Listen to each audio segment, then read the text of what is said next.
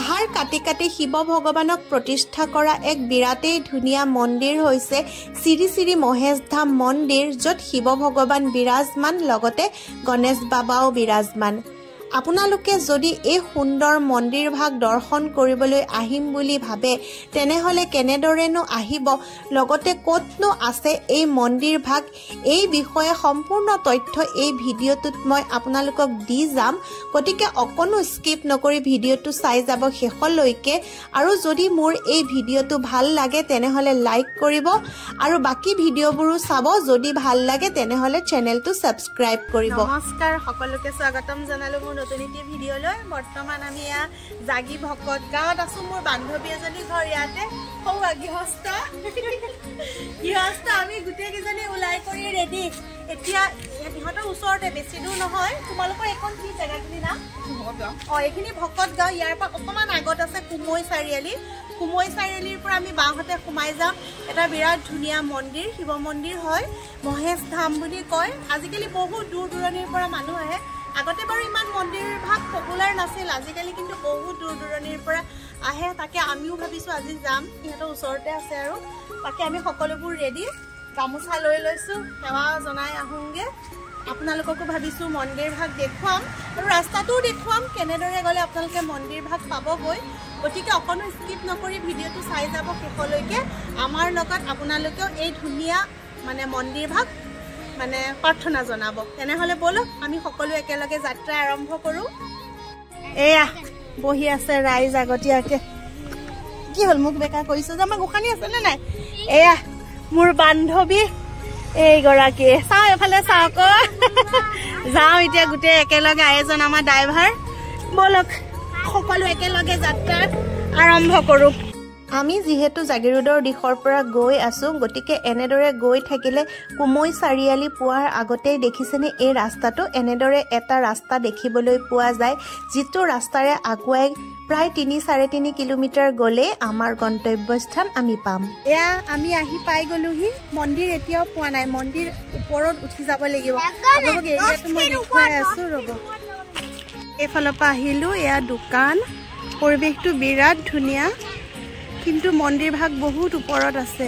এয়া চাওক, এইবিলাক পাৰ্কিং চাৰ্কিং আছে, ধুনীয়া সুবিধাজনক। এইবিলাক মানুহ আহিছে, খানা সোঁফালে বনাই আছে। এই গাড়ীখনে আনিছে চাগে, ঘুগুনি চুগুনিও খাব পাৰি। মন্দিৰ এয়া পাহাৰ দেখুৱাই আছোঁ মই।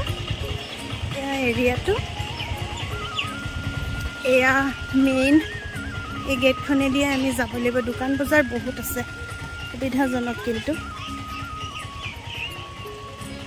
পূজাৰ সামগ্ৰী ইয়াতে ল'ব পাৰিম। কিবা এটা লৈ লওঁগৈ আমি গৈ পেলাই। বাকী আপোনালোকক এইখিনি দেখুৱাই লৈছোঁ। এখন গেট, এই ৰাস্তাটোদি আমি এতিয়া ওপৰলৈ উঠি যাব লাগিব। কিমান দূৰ যাব লাগিব বাৰু গম নাপাওঁ, এতিয়া গৈ থাকিলেহে গম পাম। দেখুৱাম আপোনালোকক। এয়াই বাকী ৰাইজসকল আহিলে ইয়াতে গাড়ী ৰাখে।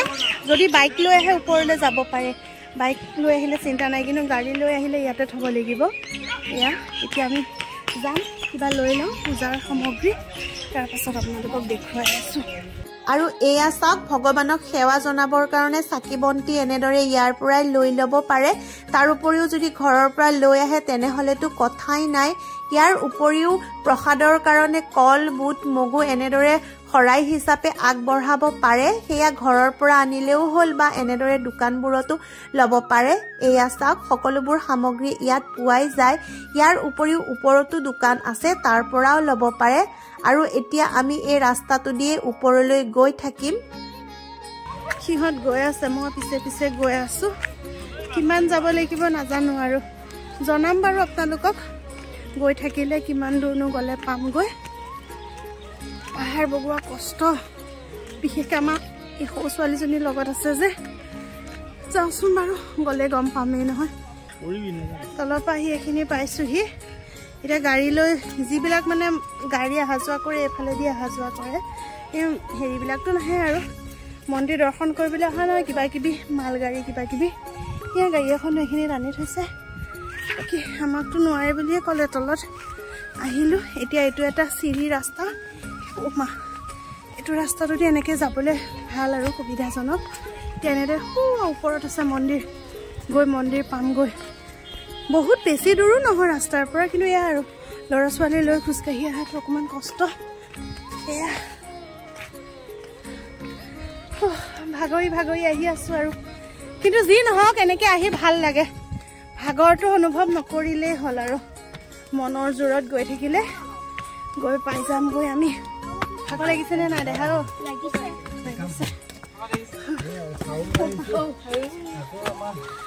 এনেদৰে প্ৰায় 200টামান চিৰি অতিক্ৰম কৰি আমি আহি পালোহি মন্দিৰৰ মূল চোতালখন আৰু ইয়াৰ পৰাই ওপৰলৈ আগুৱাই গৈ থাকিলে আমি মূল মন্দিৰ ভাগ পাম প্ৰথমতে বাহিৰৰ পৰিৱেশটো চাই লওক বহুতো দোকান বজাৰ আছে ইয়াৰ উপৰিও শিৱ ভগৱানক ইয়াতো এনেদৰে সেৱা জনোৱা হয় মুঠৰ ওপৰত পৰিৱেশটো বিৰাটেই ধুনীয়া আৰু এয়া চাওক ইমান ধুনীয়া প্ৰাকৃতিক পৰিৱেশৰ মাজত এই মন্দিৰ ভাগ অৱস্থিত সঁচাই পৰিৱেশটো দেখিলেই ভাল লাগে আমি প্ৰথমতে ইয়াতেই চেণ্ডেলযোৰ ৰাখি ললোঁ আৰু এয়া মূল গেট এই গেটেৰে ওপৰলৈ গৈ শিৱ ভগৱানক সেৱা জনাম এই পাহাৰটোৰ নাম কুমৈ পাহাৰ য'ত শিৱ ভগৱান বিৰাজমান বলক সকলোবোৰ একেলগে আগুৱাই গৈ থাকোঁ সঁচাকৈ ইমান ধুনীয়া প্ৰাকৃতিক পৰিৱেশৰ মাজত মন্দিৰ ভাগ আছে দেখিয়ে ভাল লাগি গৈছে অৱশ্যে ভগৱানক পাবলৈ হ'লে অলপমানটো কষ্ট কৰিবই লাগিব নহয় জানো বাৰু যি নহওক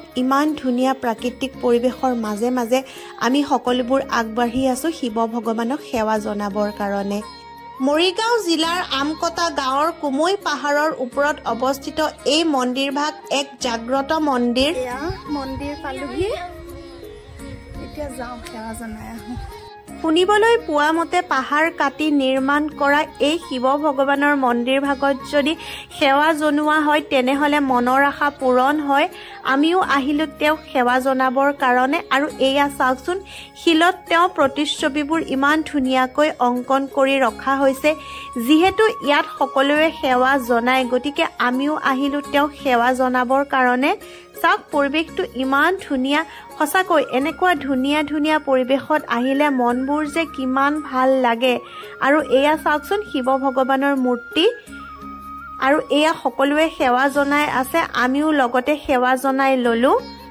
আৰু এয়া চাওক এই সৰু ৰাস্তাটো দেখিছেনে এই সৰু সুৰংগটো দিয়ে আমি আগুৱাই গ'লেই গণেশ ভগৱানৰ প্ৰতিমূৰ্তি পাম তাতো সেৱা এটা জনাই লওঁ বুলি আহিলোঁ কিন্তু ৰাস্তাটো বিৰাটেই সৰু পাৰ হৈ যাবই নোৱাৰি যেনে তেনে পাৰ হৈ আহিছোঁ আৰু এয়া চাওক গণেশ ভগৱান যিহেতু শিৱ ভগৱান আৰু মাতা পাৰ্বতী সেইখিনিতেই আছে গতিকে তেওঁৰ কাষতেই গণেশ ভগৱানকো ৰখা হৈছে আৰু এয়া ইয়াতো আমি সেৱা এটা জনাই ল'লোঁ অকলে যা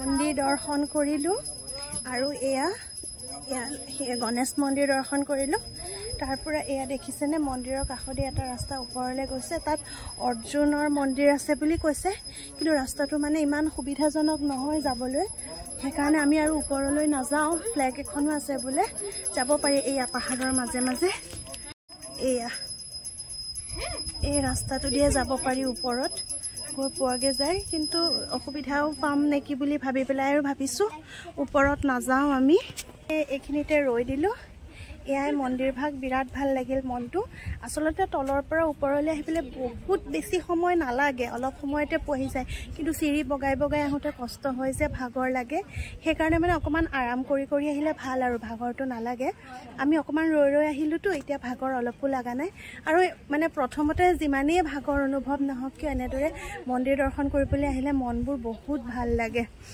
ভাল লাগিল আমাৰো এতিয়াতো দৰ্শন কৰা হৈ গ'ল আৰু বাহিৰৰ আৰু কিবা আছে নে নাই নে ইমান গম পোৱা নাই নহয় এতিয়া যাওঁ বাকী যদি কিনো দেখা পাওঁ সেয়া আপোনালোকক দেখুৱাম এয়া চাওক গণেশ মন্দিৰৰ কাষদিয়ে এই ধুনীয়া ঠাইখিনি পোৱা যায় মন্দিৰ দৰ্শন কৰাৰ পাছতো এনেদৰে ধুনীয়া শিলৰ মাজত কিছু সময় পাৰ কৰিব পাৰে আমিও ইয়াত কিছু সময় পাৰ কৰিলোঁ আৰু এতিয়া এই সৰু ৰাস্তাটো দিয়ে পুনৰ আগৰ ঠাইলৈ ঘূৰি যাম শিৱ ভগৱান আৰু গণেশ বাবাক দৰ্শন কৰাৰ পাছত আমি আহিলোঁ আৰু এই সৰু চিৰিটো দিয়ে ওপৰলৈ গ'লে শুনিবলৈ পালোঁ যে তাত বোলে আৰু এভাগ মন্দিৰ আছে। বলকচোন বাৰু আমি এতিয়া গৈ সেই মন্দিৰ ভাগ দৰ্শন কৰি আহোঁ। ৰাস্তাটো বিৰাটেই সৰু, যেনে তেনে আহি পালোহি আৰু এয়া চাওকচোন, ইয়াতো বহু ভক্তৰ ভিৰ। ইয়াতো প্ৰাৰ্থনা জনাই লওঁ। চাওক, সঁচাকৈ পৰিৱেশটো ইমানেই ধুনীয়া নহয়। সকলোৱে ইয়াতো সেৱা জনাই আছে আৰু সৰু ৰাস্তাটো দেখিছে, কাষদি যে মানুহ গৈ আছে, এই ৰাস্তাটো দিয়ে ওপৰলৈ যাব পাৰি। তাত পতাকা এখনো আছে। এভাগকে মন্দিৰ দৰ্শন কৰি আছো আৰু কি আছে সেয়া এইবাৰ বলক যাওঁ আৰু সেয়া দেখুৱাম আপোনালোকক আকৌ। এয়া মেইন মন্দিৰ আমি দৰ্শন কৰি আহিলোঁ। আপোনালোকে দেখিছিলে এয়া চিৰিয়েদি আমি ওপৰলৈ আহিছিলোঁ, কিন্তু আমি এতিয়া চিৰিয়েদি আৰু তললৈ নামি নাযাওঁ। এওঁ বোলে গাড়ীখন আনিলে, মানে ইয়াত আৰু এভাগ জগন্নাথ মন্দিৰো আছে। এয়া এইফালেদি আমি অলপমান আগুৱাই গ'লে সেই মন্দিৰ ভাগ পাম। আমি এতিয়া আৰু সেইফালে যাম। বাকী সেয়া পৰিৱেশ আপোনালোকক বাৰু দেখুৱাম। লগতে আমি ক'ত ক'ত ফুৰিলোঁ বা কেনেদৰে ফুৰিলোঁ, যাতে আপোনালোক আহিলে অসুবিধা নহয়, সেই হিচাপে মই আপোনালোকক দেখুৱাম। এতিয়া এয়া মহেশ ধামৰ পৰা সেইফালে যাওঁ, বলক আপোনালোকক দেখুৱাম, লগতে জনাম আপোনালোকক আমি কেনেদৰে আহিলোঁ। এয়া দেখিছেনে, ইয়াত যিহেতু ৰান্ধি বাঢ়ি খাব পৰাৰ ব্যৱস্থা আছে, গতিকে এওঁলোকে ইয়াতে ৰান্ধি বাঢ়ি এতিয়া খাবলৈ লৈছে। শ্ৰী শ্ৰী মহেশ ধাম মন্দিৰ ভাগ দৰ্শন কৰি আমি গৈ আছোঁ জগন্নাথ মন্দিৰৰ অভিমুখে। এই ৰাস্তাটো দিয়ে কিছু দূৰ গ'লে আমি জগন্নাথ মন্দিৰ পাম। আমি আৰু পুনৰ এই ৰাস্তাটো দি ঘূৰি নাহোঁ, সেইফালে ৰাস্তা আছে, তাত দি গৈয়ে আমি তললৈ নামি যাম। আৰু এয়া চাওকচোন, জগন্নাথ মন্দিৰলৈ আহি থাকোঁতে এনেদৰে ৰাস্তাৰ কাষতে বিষ্ণু মন্দিৰ এভাগো পোৱা যায়। ইয়াতো সেৱা পূজা অৰ্চনা চলে। আমি আৰু ইয়াত নৰওঁ, আমি আগুৱাই গৈ থাকোঁ জগন্নাথ মন্দিৰৰ অভিমুখে। এয়া মহেশ ধাম নামঘৰ বিষ্ণু মন্দিৰ, আৰু এই ওপৰত এইয়া সৌখন আমাৰ গাড়ীখন, এওঁ লৈ আহিলে গাড়ীখন। বাকী এওঁক এতিয়া সুধিমগৈ, তেতিয়াহে গম পাম যে ৰাস্তা কেনে।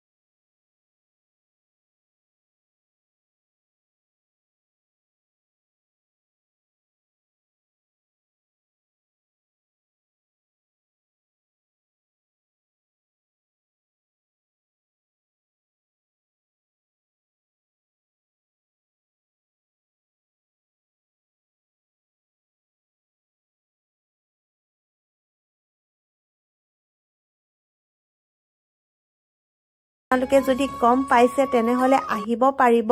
মন্দিৰ দৰ্শন কৰি আহিলোঁ। আপোনালোকে নিশ্চয় ভিডিঅ'টো দেখিলেই, বহুত কেইটা মন্দিৰ আছে আৰু বিৰাটেই ধুনীয়া পৰিৱেশটো।